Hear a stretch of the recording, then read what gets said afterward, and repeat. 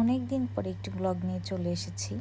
So যদিও কোনো planning ছিল না, বেবি হওয়ার পরে অনেক জায়গায় ঘোরা হয় কিন্তু ওইভাবে ব্লগ করা হয় না, কারণ বেবিকে নিয়ে ব্যস্ত থাকা হয়। এই ব্যস্ততার মধ্যেও ঘুরতে যাওয়াটা অনেকের কাছেই বিলাসিতা মনে হতে পারে, কিন্তু আমার মনে হয় নিজের ভালো থাকার জন্য এই বিলাসিতাটা খুব ইম্পর্টেন্ট। যাই হোক, এই তো আমরা রেডি হয়ে একটু ভিডিও ক্লিপ নিচ্ছিলাম আর রাস্তার জন্য পানি নিয়ে রওনা দিচ্ছিলাম। আমার ছেলে, আমি, ওর বাবা, আমরা সবাই ব্ল্যাক ব্ল্যাক পরে রেডি দুষ্টামি করছিলাম।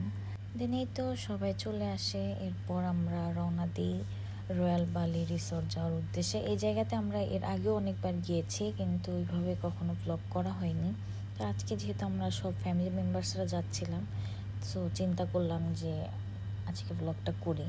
তো এই তো এইখানে যাওয়ার রাস্তাটা খুবই সুন্দর ছিল, পাহাড়, গাছপালা, মানে রাস্তাটাই অনেক সুন্দর ছিল।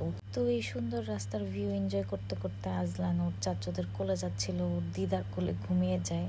তো আমরা সবাই অনেক এনজয় করছিলাম। এই রাস্তায় যাওয়ার সময় মালয়েশিয়াতে এখানে এমন ট্রোল পড়ে, তো এটা আপনারা চাইলে touch and go card, visa card, যে কোনো কার্ড ইউজ করেই দিতে পারেন। অনেকে আবার RFID ইউজ করে। এটা হচ্ছে একটি স্টিকারের মতন, গাড়ির সামনে কোথাও লাগিয়ে রাখলে অটো, এখানে আপনার কোনো কার্ড ইউজ করতে হবে না। সো এখানে টোল বক্সের দরজা অটোমেটিক ওপেন হয়ে যাবে। যাই হোক, টোল দেওয়া শেষে আমরা আবার এই সুন্দর রাস্তাটি দিয়ে যাচ্ছিলাম আমাদের ওই রয়্যাল বালি রিসোর্টের উদ্দেশ্যে।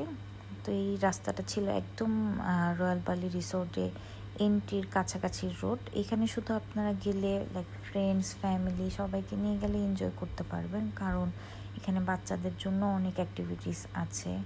গার্ডিং, ডাইনো ডেজার্ট, দেন ওয়াটার পার্ক, পর হচ্ছে একটি আইসল্যান্ডও আছে যেখানে বাচ্চারা খুব এই তো অনেক এনজয় করতে পারবে। এখানে হোটেল রয়েছে, স্পা সেন্টার রয়েছে।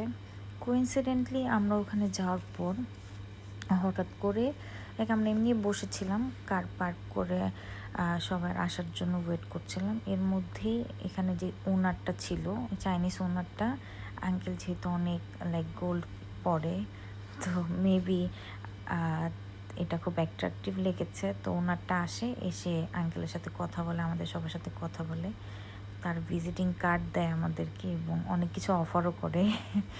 এটা খুব ইন্টারেস্টিং ছিল। ওখানে যাওয়ার পর আমরা ওয়েট করছিলাম, আমরা কোথায় যাব এটা ডিসাইড করছিলাম, কারণ বাচ্চারা চাচ্ছিল ডাইনো ডেজার্ট যাবে। যাই হোক, ওই ওনারটার সাথে আমরা কথা বলে আমরা আগে ডিসাইড করি যে আগে আমরা খাওয়া দাওয়া করে নিব, লাঞ্চ করে দেন আমরা ডিসাইড করব কোথায় যাব। তো এর মধ্যেই এই কচ্ছপটা দেখে ইজানের খুব ভালো লাগে, তো ও একটু হাত ধুচ্ছিল, এক দুষ্টামি করছিল। এরপর আমরা আশেপাশে একটু ঘুরছিলাম, ঘুরে দেখে এই তো রয়্যাল বালি রিসোর্টে এন্ট্রি নেই। এইটি রয়্যাল বালি রিসোর্ট নাম হলেও আমার কাছে কেন জানি এটা লাইক মালদ্বীপসের মতন লাগে।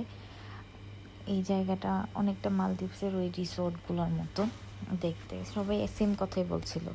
তো এখানে গিয়ে আমাদের বেবি খুব এনজয় করছিল, কারণ ওর ফার্স্ট টাইম ছিল। আমরা এর আগে অনেকবার গিয়েছি, একটু ভয় পাচ্ছিলাম কারণ যেহেতু আশেপাশে পানি ছিল। ও ও খুব এক্সাইটেড ছিল পানিতে যাবে, তো আমি বারবার ওকে কোলে নিচ্ছিলাম। ও তো খুব এক্সাইটেড, তো কোলে নিয়ে ওকে দেখাচ্ছিলাম, এর মধ্যে সবাই এনজয় করছিল। আমরা যেহেতু দুই ফ্যামিলি গিয়েছিলাম, সো আমরা পরেছিলাম ব্ল্যাক, আর মানে আঙ্কেলের ফ্যামিলিরা পরেছিল অলিভ কালার। এর মধ্যে লাইক আলভিও চাচ্ছিল আঙ্কেলের সাথে একটু ম্যাচিং করে ছবি তুলবে, যার জন্য এক্সট্রা পাঞ্জাবি নিয়ে যায়।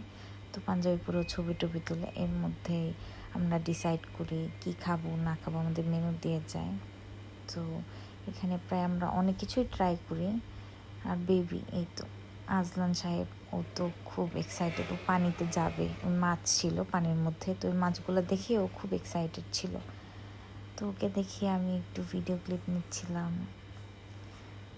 আসলে এই জায়গাটা লাইক নিজে দেখতে যতটা সুন্দর ছিল, ভিডিও ক্লিপে হয়তো ওইভাবে আসছে না। যাই হোক, আমাদের ভিডিও ক্লিপ নেওয়ার পরই আমাদের খাবার আসা শুরু হয়। আমরা আজকে অর্ডার দিয়েছিলাম চিকেন রেন্দাং, দেন হচ্ছে বিফ তেল কারি, কাবাব, হাঁসের মাংসও ছিল এখানে গ্রিল করা। দেন একটা পাকোড়া ছিল, আমি জানি না ওইটা কী ফুলের একটা পাকোড়া ছিল, ওটার মধ্যে ভুট্টাও ছিল, রাইস ছিল, জুস ছিল, দেন ফিশ ছিল। ফিশটা অনেক মজা ছিল। ওদের প্রত্যেকটা খাবারই অনেক ইউনিক টেস্টি ছিল, লাইক ওদের স্পাইস মিক্সিংটা অনেক ভালো ছিল।